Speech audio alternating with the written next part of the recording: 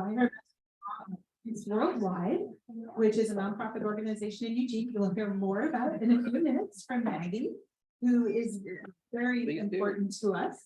She writes grants, produces publications, works with journalists, manages the ELAW Fellows Program, which are our other two guests this evening, Jimmy from the Eastern Democratic Republic of Congo, and Bohdan, who's here from Ukraine. And Maggie has lived abroad many, many times, and I am not going to make the list. I'm so sorry. It's a long introduction, but she will tell you a little bit more about her background, and she'll also tell you about what ELAW does globally. And it's incredible what these fellows do while they're here and what they do at home. So I would love to welcome Maggie and Jimmy and Bohdan, and they can come up in any order that's appropriate for your presentation. Great.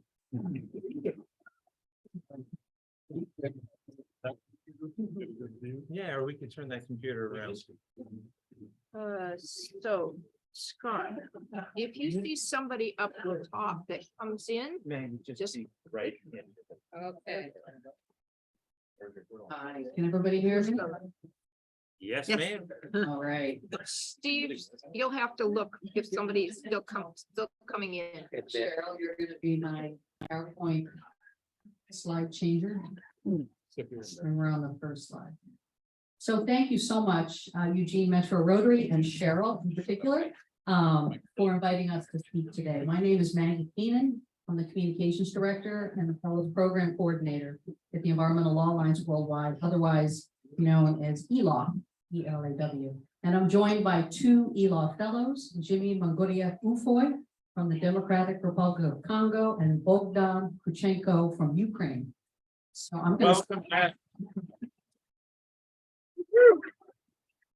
to start by providing a brief overview of our work at ELAW. And then I'm going to let Jimmy and Bohdan introduce themselves and tell you about their work back home and their fellowships here in Eugene. And I'm just going to propose that the questions wait for the end, and it won't be a forever presentation. So next slide, Cheryl. Yeah, so who here has heard of ELAW? I'm just curious about that. Okay, sure. Okay, some people have heard of ELAW. Great. We were launched in Eugene more than 30 years ago. We've been here a long time. Public interest lawyers from about 10 countries met at the Public Interest Environmental Law Conference at the U of O.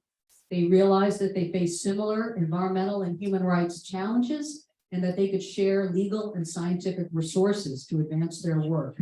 So the ELAW network was born more than 30 years ago. This global alliance of attorneys, scientists, we have an attorney and a scientist here right now, and other advocates collaborate across borders to promote grassroots efforts to build a sustainable, just future. Next slide, Cheryl. So we're an international NGO, and we sit here in Eugene. Our paid team of 25 are here in Oregon, Washington, California, Massachusetts, and we also have team members in Canada, Mexico, Brazil, and the Democratic Republic of Congo. We've got 9 lawyers on our legal team and 6 PhD scientists and other admin and other staff.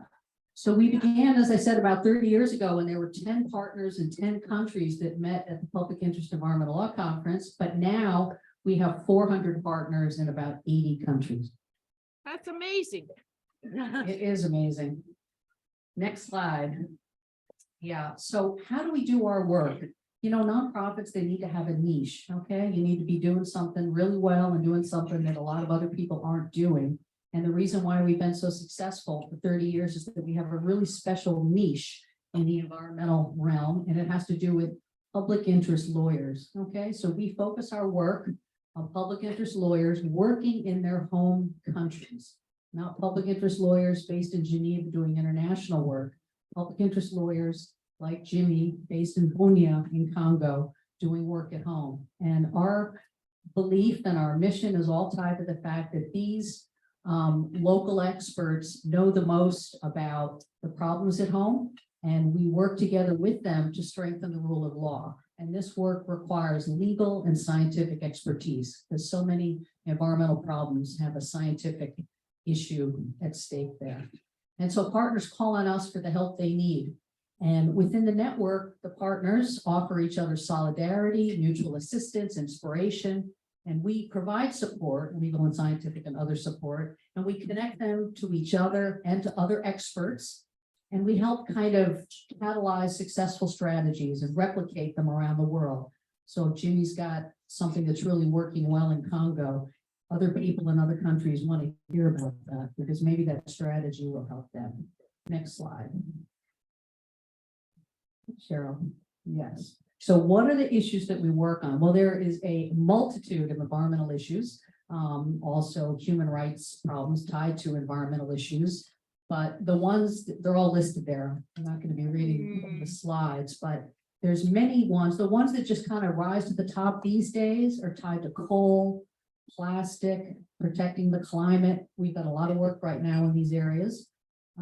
There's coal issues and proposals for new coal-fired power plants in India, Indonesia, South Africa. We got a lot of coal work right now because, you know, coal is at the top of the list for the greenhouse gas emissions emitting. Plastic is a big issue right now in Southeast Asia, and there's a lot of new awareness now in sub-Saharan Africa about problems with plastic. The next slide. So what exactly do our law and science teams provide? Well, on the slides there, you can see there's all kinds of examples. One that I like to describe is that for most proposed projects, say a government and a local private corporation wants to build a new airport in Nepal, you need to submit, the project proponent needs to submit an environmental impact assessment. Same thing in the US and in many countries around the world. An EIA is required before you can get your license to build the new road or put up a big facility. So many projects. Oftentimes these EIAs are hundreds and hundreds of pages long. They're very dense. They're very scientific. So one of the services that we provide is reviewing those EIAs for partners around the world to help them kind of expose the flaws, okay? Because sometimes it's difficult to dig in there and figure out that indeed there is an affordable, sustainable alternative that hasn't been suggested by the project proponent. So that's just one tiny example of scientific support that we provide. So what do you do about language differences? Yeah. I could answer that now, or I could wait to the end because I have a feeling. Yeah, I think it'd be better if I wait until the end for the questions for all of us. Yeah, the language is challenging, though we have many languages on staff, so that's helpful. Yeah. Yes. So that's that slide. Yeah. So in addition to this legal and scientific support, there's other people on our team, including me, who provide support to our partners to help them build strong organizations, bolster their communications, help them with fundraising and development efforts. Jimmy, for example, will tell you about his work back home, but here in Eugene, we've been working with him on things like that, you know, working on a strengthening a mission statement, figuring out a fundraising plan. It could even be simple things like, you know, business cards. So the next slide. So in addition to this legal and scientific support, we have another program. It's called the Defending Defenders Program. And this program has become more important than ever because there's many lawyers on our network that have been threatened, attacked, intimidated, and criminalized because of their work. Our Defending Defenders Program helps our partners work without fear of reprisal. We take action when our partners are targeted in response to their advocacy, and we help them build skills and alliances to protect themselves and their organizations and deter threats and attacks.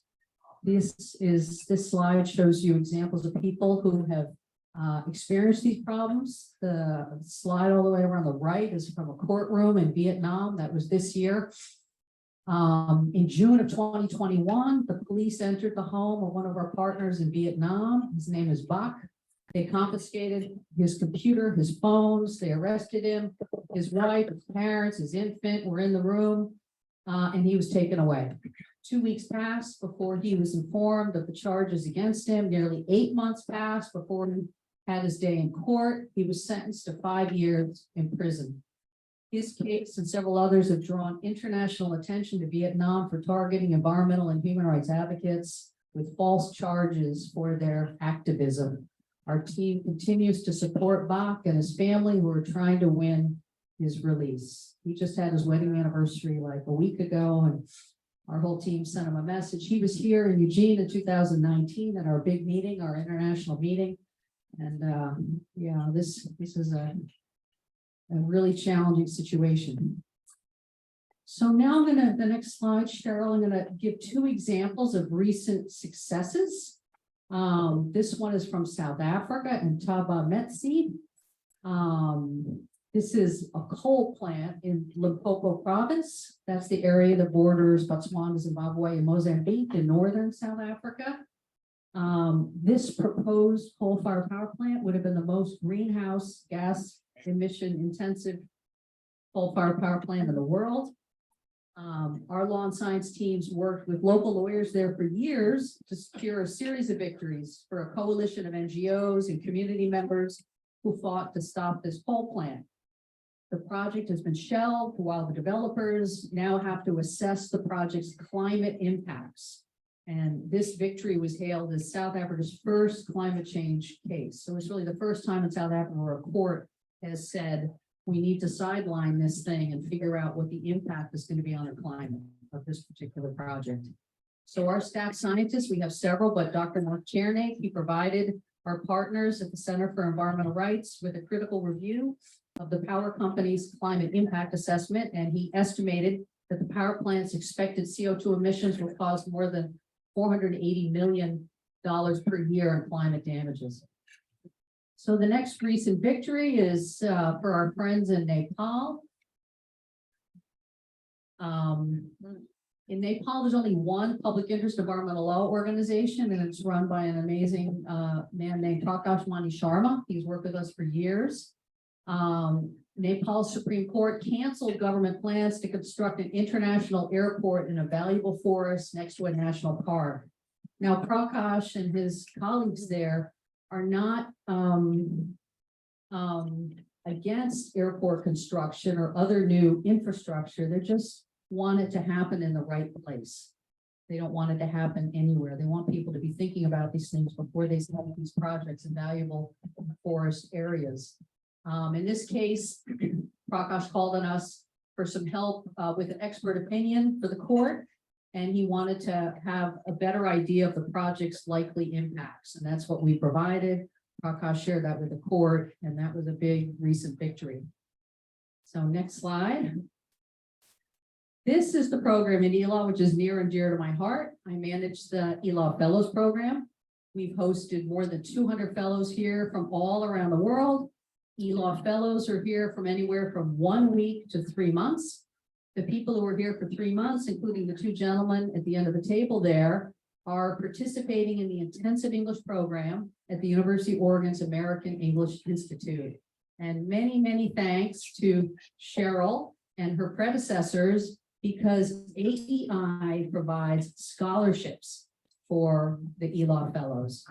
I mean, we house them and fly them in and give them, you know, money for food, but AEI pays the tuition. So it's really a huge win-win for us that they can come here and study English, because so many of our fellows, and Jimmy and Bohdan's English is quite good, but some of our fellows want to ramp it up to an even higher level, an academic level for international conferences and all kinds of important ways that we need to use the English language. So local families, I just want to mention, provide lodging for ELAW fellows, and others of them take fellows on field trips. My girlfriend and her husband took Bohdan to Crater Lake snowshoeing a couple of weeks ago. Fellows like to climb Mount Pisgah, Spencer Butte. They like to go to the coast. They like to go anywhere to see all kinds of things. And so local families and friends of ELAW help us do that. So if anyone here tonight is interested in getting involved in that, awesome. I have a sheet over there. You see the pen over there on the sidebar, and I'm collecting names. Now, know that the in-person program was on hold for 2 years. We just reopened it this year, so we're on a slow opening. So that's it about ELAW, the ELAW Fellows Program. As you know, we have 2 ELAW Fellows here with us tonight. You're now going to hear from them. And like I said, I think we'll do questions all together at the end.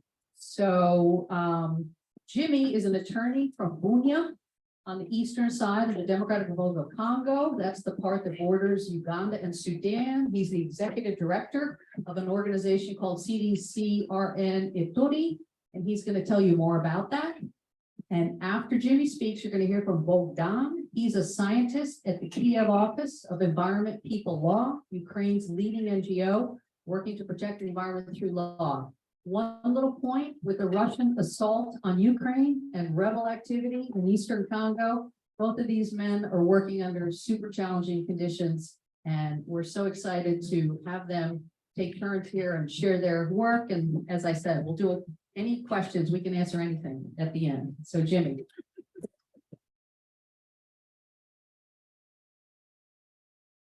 Thank you very much. I'm glad to be with you this evening.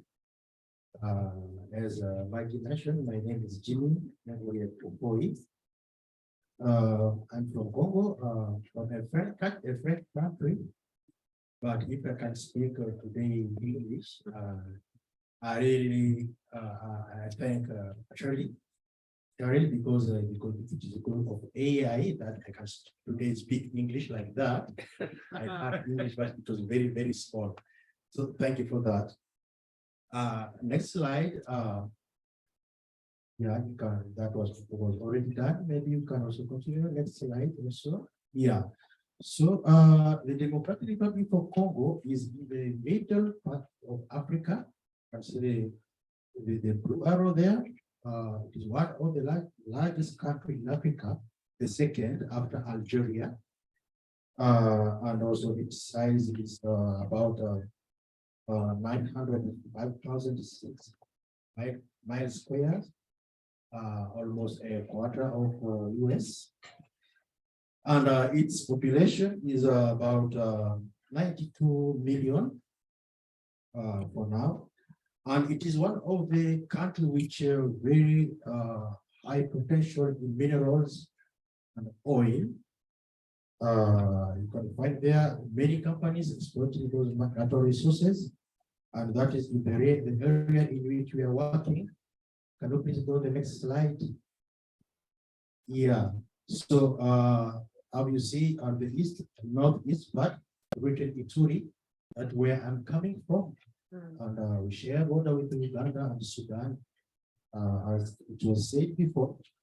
And the Congo is, as I said, one of the very richest country in mineral resources. We have gold, copper, cobalt, cassiterite, and also timber, oil, and gas. Congo has the second forest in the world after Mississippi. So you can imagine that that country should be very, very rich. That will be the first imagination. But if you go to next slide, you see that what I call the natural resource curse or paradox, because there is a company called Tekefugume Mining. This is a company held by in 80% with Chinese companies, and they exploit cobalt and copper. And there is also down Kimani Gold Mines, which is one of the biggest companies exploiting gold in Africa, held in 45% with Barrick from Canada, and Asia from South Africa, and Global Asia. But still on the right side, you can see how people live. So there is the real paradox between the natural resources exploitation and the people living the woods. People are very, very poor in a country which is supposed to be very rich because of its minerals. So it is in that frame that our organizations called a civil society framework for natural resources, which try to see how to change that trend from the natural resource curse, the natural resource blessing. So we can go to another slide. So what we try to do now as our organization is to ensure that the revenue from natural resources benefit local communities. Because as you see there on those pictures, it is far, very far now to benefit effectively to the communities. And also, many local communities are impacted with the natural resource exploitations. Maybe they need to move from this place to be displaced by the companies. Some of their water can be polluted. So we need to ensure that those communities impacted by the exploitation are really protected. And also we try to make a kind of layers between the community and the companies and the government. Because a few years ago, it was impossible for the community, the companies to talk local communities, because economically they are very big difference between poor people and companies we are supposed to be very rich. So we try to make a kind of a bridge between them, companies, government, and the local communities, and also to build their capacity so that they can interact with companies and with the government about natural resources issues. And also that one include also the environmental protection, because we cannot say that there is exploitation and the environment to stay safe. It's impossible. Every extractive activities has impact on the environment, and we need to ensure that that environment is not dangerous for the communities and for the future generation. In our some engagement, we can, thank you. What I can share as some success today is that the kind of improvement of transparency and accountability from community, from government, and also from companies, and also now they can get information, right information. And also we have contributed a lot to change the legal frame in our country, taking in account the local communities' need. Because some years ago, it was not the case. Almost the law was made for the benefit of the companies, and local communities will not benefit something. So now we have some good laws which take in account local communities' needs. And also revenue sharing between different level, from national level to the local level. And also there's a better engagement from the extractive companies to provide some local development for the communities. And another issue is that we have succeeded to put in public debate the corruption issue. In the world, if there is a sector where the corruption rate is very high, is in natural resources sector. When they sign contract, when they share their revenues, that's one of the most corrupted sector. So we try to write that issues, to try to protect against some corruption cases in high level and also in the local level. But as we move, I explain, I just show the map of my country, like we like a very rich country, but people are very poor. So what we have done so far from now, I can say it's just like a drop in the ocean of a bucket, just small things. So the scope of exploitation of natural resources is very vast. So we continue to work so that, as I told before, we need to reverse the trend to transform the natural resource, which seems to be a curse today, which is the cause of many wars in my countries, which is the cause of the poverty in my country. How we can reverse that trend to make the natural resources to be a blessing, not for the current generation, even for the future generation. So for that, we need to work. We need to work together. That's why we are here in this fellowship with ELAW, not only to learn from what they are doing, but also to find out what we can do together to change things in our country. And that needs also, I can say, a wide alliance. So this even why I could not say even Rotary could be one of the way to contribute to raise that challenge to the world. So thank you for this opportunity.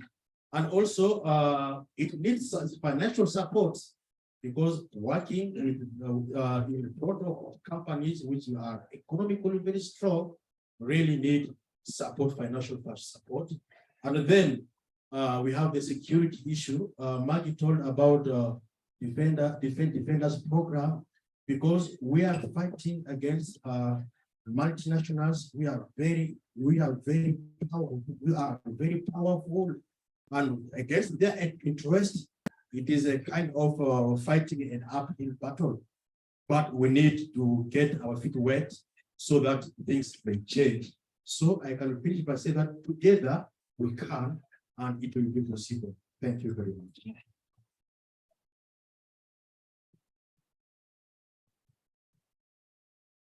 Wow. Thanks so much, Jimmy. And now we're gonna hear from Bohdan Kuchenko. Welcome, Bohdan. Thank you. Good evening, everyone. So first of all, I want to say a big thank you to Maggie and Cheryl for the opportunity to be here and to have this great experience of living, studying, and working in the US for almost 3 months. So I am, like, as Maggie told, Bohdan Kuchenko from Ukraine.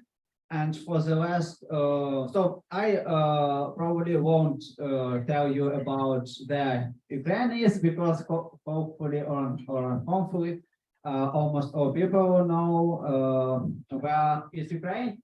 So for the last 2.5 years, I've been working for the non-governmental organization called Environment People Law, or EPL. And next slide.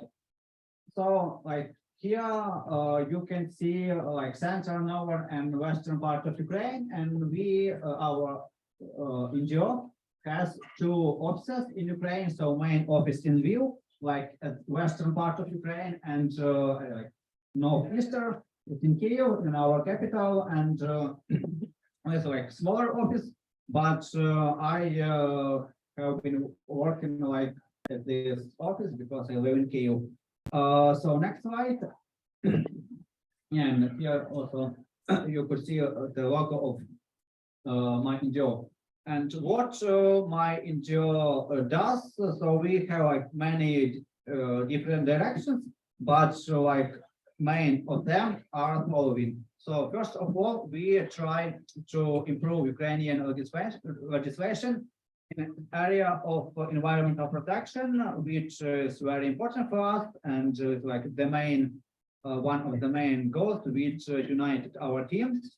So next direction of our next direction of our work is connected with protecting of or defending of environmental rights of people, because we still have a lot of problems with violations like people human rights, and very often it's connected with violation of environmental rights. So we try to help people who request for this help, and we do it for free.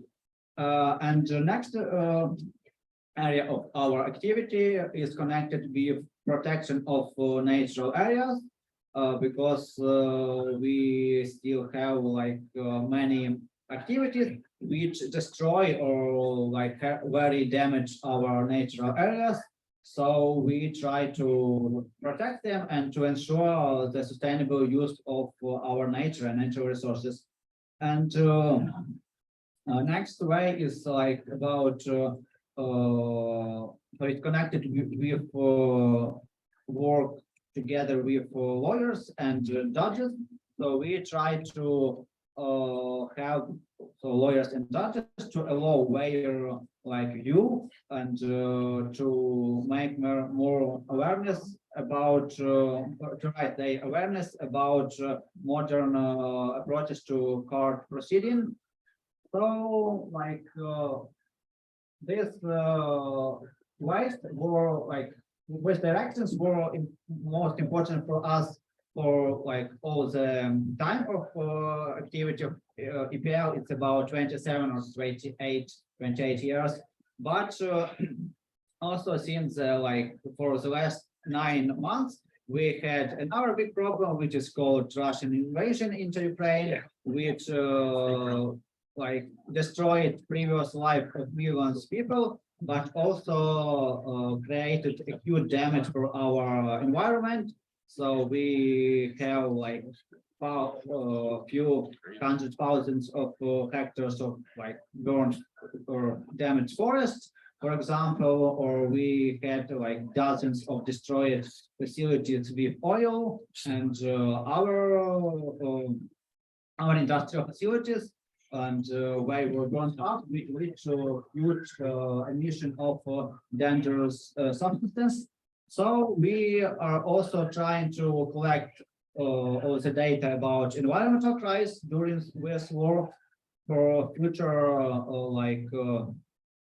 proceeding in international court to make to get a compensation from Russia, not for human like for the human loss and our economy loss, but also for the environmental loss. And our motto for our organization is never give up, even if there is a very like small chance to win, because even if you even if you lose, your defeat like will pass the way for your future victory, and it also can make a huge change in people's minds.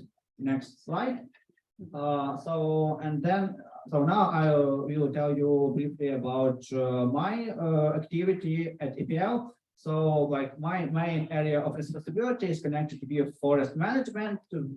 I try to ensure more sustainable forest management of Ukrainian forests. So for this issue, I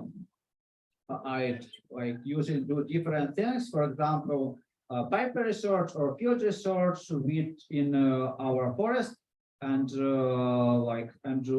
looking for different violations or unsustainable practices of forest management. And after, so we try to improve these practices with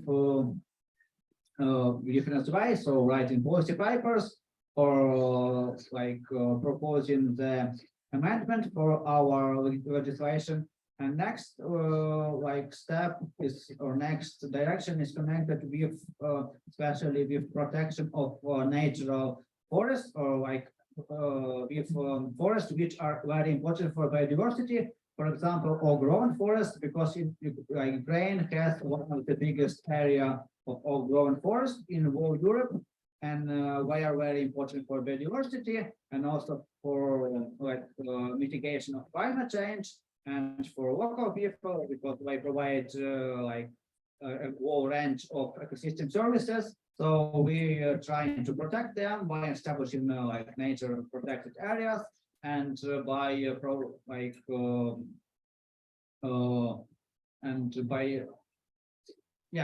providing some changes to our legislation to ensure sustainable forest use. And another direction of my work is connected with river and hydropower plants. So in Ukraine, we still have a whole range of natural rivers, mostly undisturbed, small undisturbed rivers, and which are important for biodiversity. But one of the biggest threats for them is construction of small hydropower plants, because they are usually constructed with old technologies, and they destroy the migration ways for fish, and actually they don't give any revenue for local people, just for one owner. So we are trying to fight with such project using different tools. For example, in tool of environmental impact assessment. So it's about my work in general in Ukraine, and of course for the last 8 months I was working mostly on collecting data about environmental crisis during the war. But this year I also got this invitation from the ELAW to join with fellowship at the US, and now I am studying English at the American English Institute. Also, I have a lot of meetings with ELAW experts, and we discussing different professional issues. And of course, I have a lot of trips like around Eugene and at the western part of Oregon. So here you can see some photos. Jimmy and me had many interesting and amazing trips. So, for example, we visited Pacific Coast or Second Coast or some forest near Oak Ridge. So, and many other places. And also I visited Crater Lake about 2 weeks ago, and for me it was really amazing experience. I liked this lake and with the nature, like in general. So thank you for your attention and have a nice evening. Thank you so much, Don. I'm glad you put up that last slide here because as we know, Oregon has awesome natural areas to explore no matter what the time of year is. And this is Bohdan and Jimmy's first trip to the US, by the way. And they'll be leaving next week. They'll be leaving Eugene. They'll be leaving the US in about 2 weeks. They leave Eugene next week. Jimmy is going to Washington, DC. He'll do a couple little tourist things, but mostly he's going for an anti-corruption conference, a big international conference, and some other meetings. And then Jimmy will go back to California, and he's going to be touring some oil projects. As you know, in California, we've got derricks, all kinds of stuff. So Jimmy's going to do a tour of oil projects because that's one of the big issues facing this country right now. There's lots of concessions that are being possibly developed for oil development. And then Bohdan is going to get on a train on Thursday, and he's going to go to Berkeley. I've got a geographer friend down there who's going to take him on a 1-week trip, a few nights in Yosemite. Then he's going to, what's that park? The Pinnacles. He's going to go see Pinnacles. He's going to see some redwoods, and then he's going to get on a plane, and he has to go to Krakow, Poland, because he can't fly into Ukraine, and then he's got to cross the border, and he's going to go home. And so thank you so much for welcoming us, and we're available to answer any questions. Question.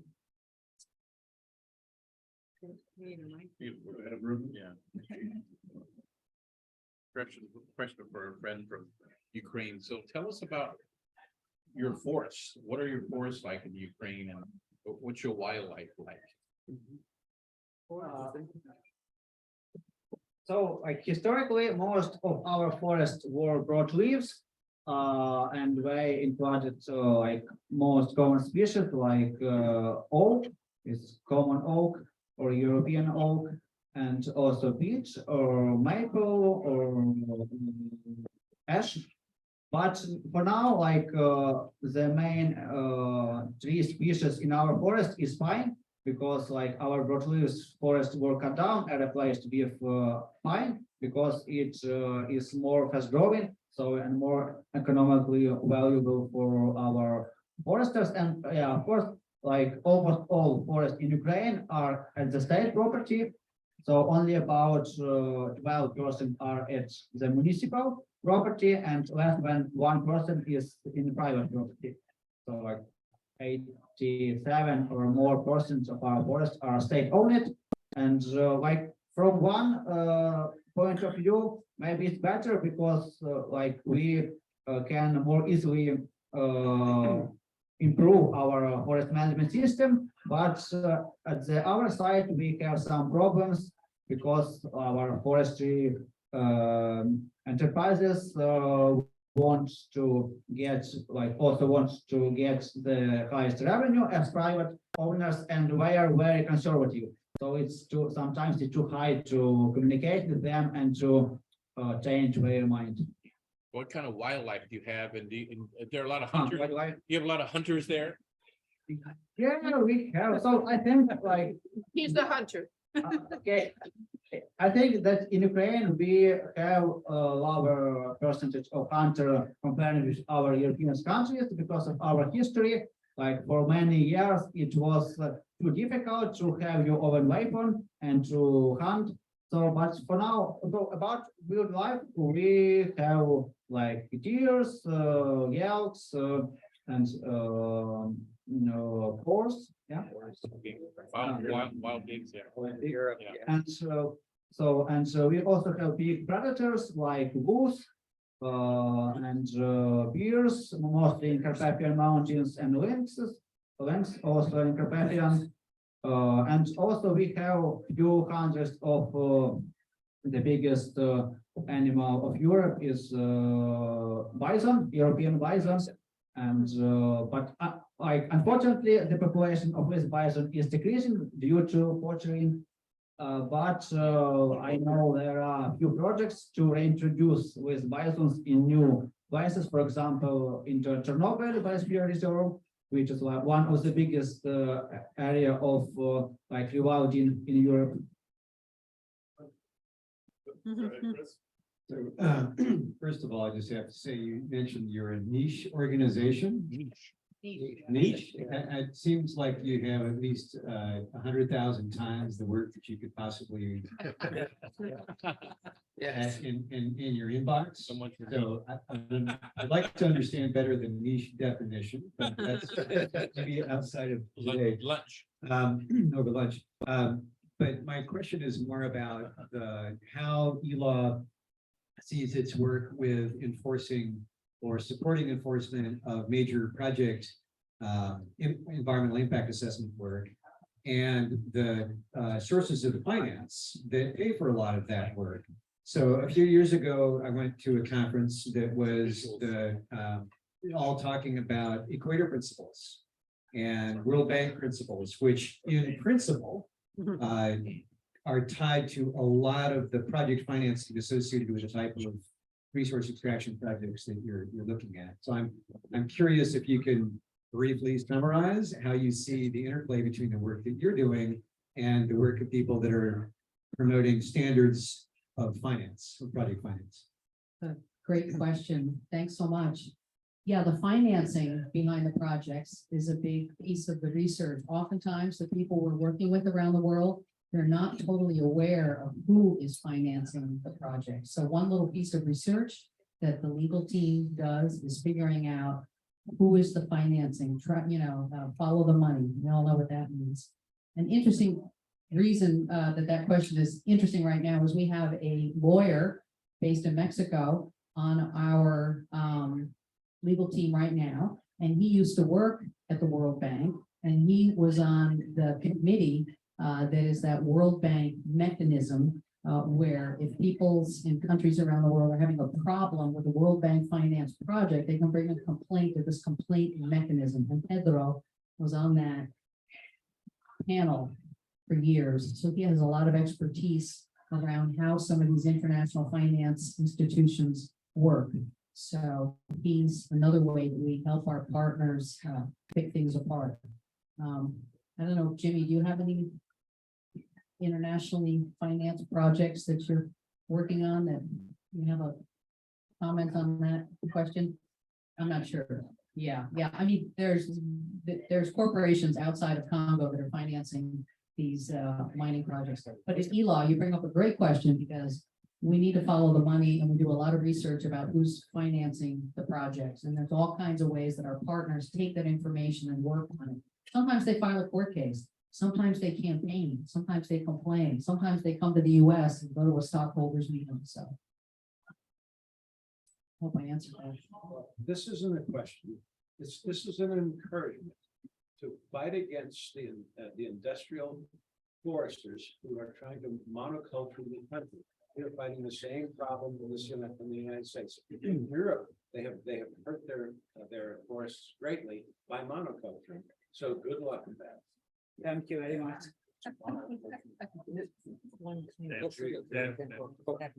Thank you. Yeah, but question Yeah. for Jimmy. Hold it closer.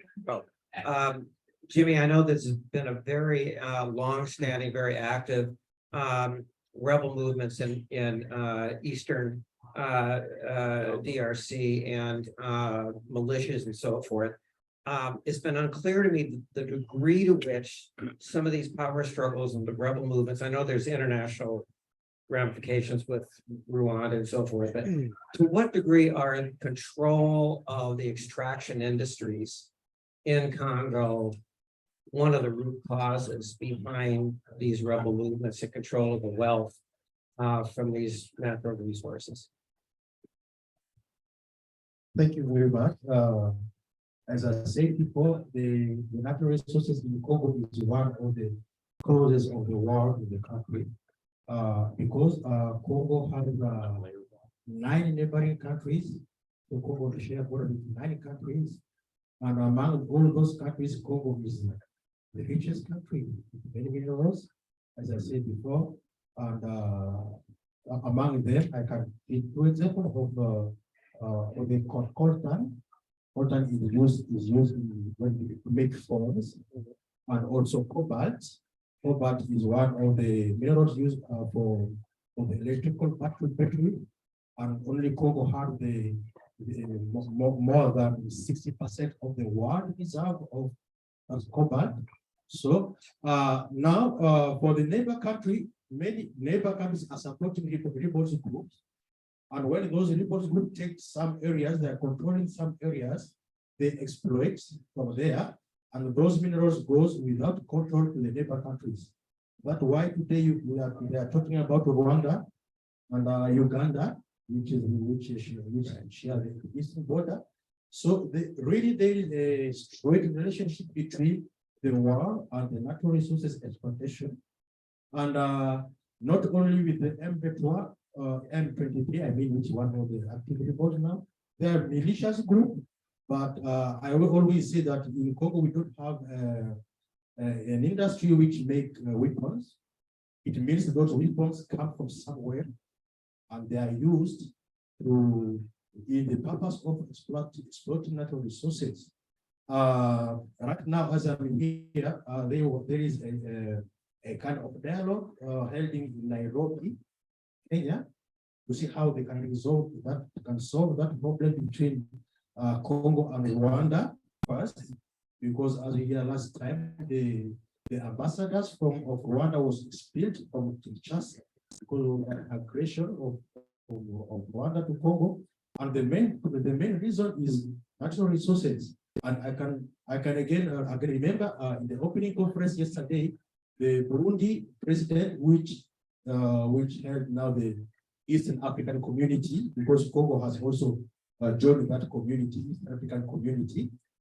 He said that Congo is rich, but the way we need to see how all the region can benefit from the natural resources from Congo. And the way to benefit it is to have peace in Congo. So we still believe that if they help Congo to have peace, so we will reverse that trend. Because for now, not only that's about the neighboring countries, but there's an internal problem also of bad governance. I talk about the corruption. When the leaders come on power, their goal is not to help communities, but to help themselves. So we have the problem in 2 levels: local problem and external problem. And also, what is curious that you will find among those rebels group, they have some support from government officers who are also benefiting from those natural resource exploitation. So it is a tough issue, which need really a deep solution for it. And that's why what I said that we are playing with fire when we try to stand against those selfish interest from neighboring countries and also from our own government also. Yeah. Very good, thank you. I think we're out of time for questions. I'm so sorry. They will be here enjoying dinner though, so please feel free to talk to them further. Thank you. And I want to, wearing my Rotary hat, say thank you so very much for joining us. And wearing my American English Institute hat, having students from ELAW is just like the absolute bestest frosting on any cake. Because they come from the most interesting countries and they come with the most phenomenal professional backgrounds that our traditional students, our college students really learn a lot from these folks in terms of being students, aspirational ideals as to what you do when you grow up and putting into practice what you believe. And you can see from these speakers how very passionate they are about their topics. So thank you so very much. I'm grateful that you're here. Thank you again to our guests. We're going to move into the club part of our meeting. We're going to go really fast because we are out of time. And I don't want to take anyone's time. So we do one announcement I'm going to make is we do a stream team on Saturday, 9 o'clock, or it's nodding your head yet. The weather forecast for Saturday morning across the whole day is 2 inches of snow. no, it's beautiful and less than 14/100ths of an inch of rain. So dress in layers. But no one's dead. Be prepared for, you know, maybe some modest showers. It doesn't look bad. And in my experience, we had rain forecast for today. There was no rain today. Outdoors all day long. Yeah, there was rain. 70%. There was rain. 30%. Watched at the top, it'll say this much at the bottom. Under tomorrow, it'll say something completely different. And by the way, just to point, those probabilities are over a given geographical area. It's not saying there's going to be a 70% chance of rain it's over a geographical part of area. It says, that might be some rain. it says 90% OPAC. What's Oh, So, that said, we're moving to happy dollars. Hope to see everybody. Bring reindeer. And I'm going to start with The important is that this is the last Tuesday of the month, and the board last year said that all the happy dollars on the last Tuesday of the month go to Polio Plus. Polio Plus is the Rotary Foundation's effort to end polio. So give well. We're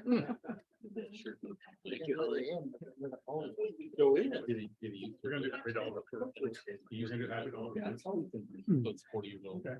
We're gonna do happy dollars real quick, and then Laura has an announcement that we're gonna close with. Oh, that's not a good. So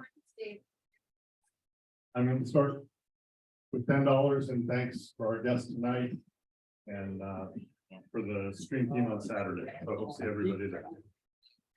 Dan? Yeah, extremely thankful for our presenters this evening. Thank you, Cheryl, for making it happen. We continue to roll on with just incredible programs. Also wanted to share that I achieved probably one of the proudest moments of my life. I discovered this afternoon that I have reached United Airlines premium platinum status. Thank you very much. Thank you. You fly a lot, don't you? Hang on. 100. So what he's got. Anyway, so I've got 3 happy dollars. One great presentation from ELAW.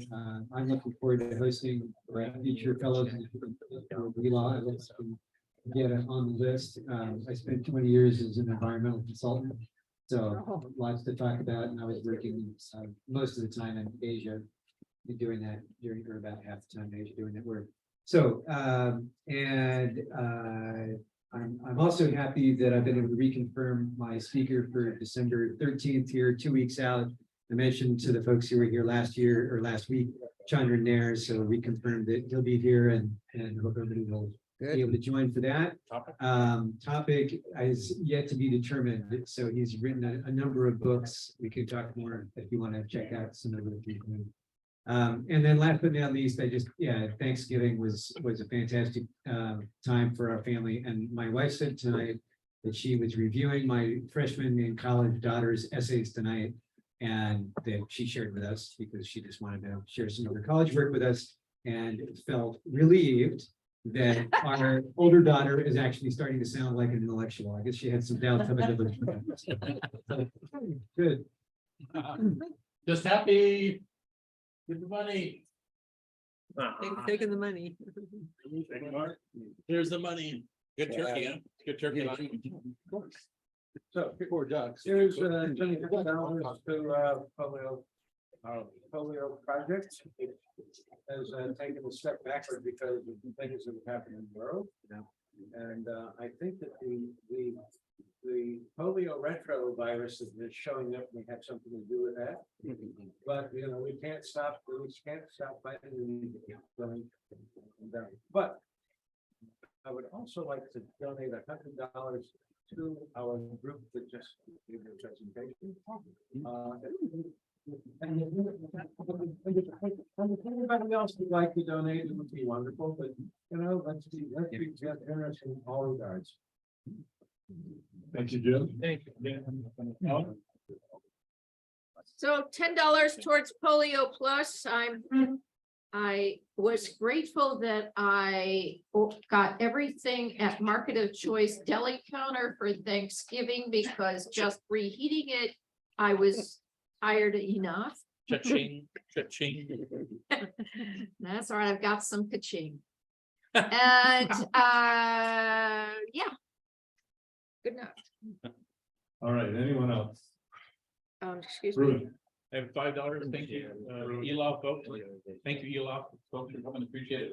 Also, I've never been to Burbank, California. I'm flying in that new Allegiant type airlines called Avelos.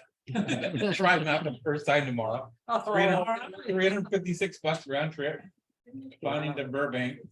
He's not a. It's a Bob what? Bob Hope? Yeah, Bob Hope International. Is it international? I don't know. So, I'm going there for a particular legal matter, and I won't say what it is, because most of you won't agree, you won't be happy with what I'm going there for. So if you really want to know, you can ask me later. So, but it does have to do with firearms, so I'll leave it at that. Don't ask, don't tell. Karen? Just give the money. $5 and we lost for word. Just playing with nose breathing. So that's unusual. I'm hoping to get a recycling contract out of the Ukraine when the war is over. Taking all those Russian tanks and melting them down and building bridges. There you go. Yeah. There you go. I have $10 happy for Polio Plus, and I am also somewhat disturbed to see its resurgence, including here in the US. That's really scary and dangerous. And I'm very happy to be back after my hiatus from teaching and my little minor procedure that kept me at home a bit. So that's really happy to be there. And I would also like to follow Jim and to donate $50 to ELAW.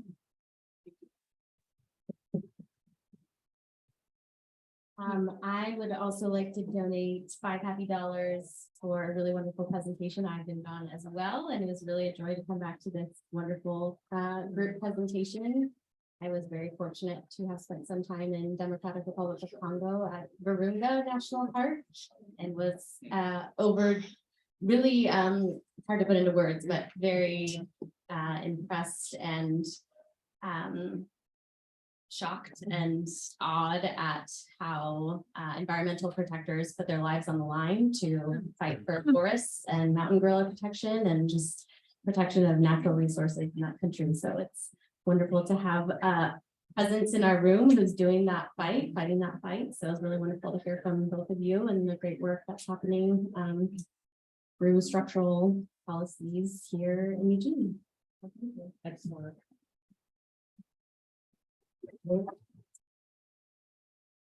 Anyone else?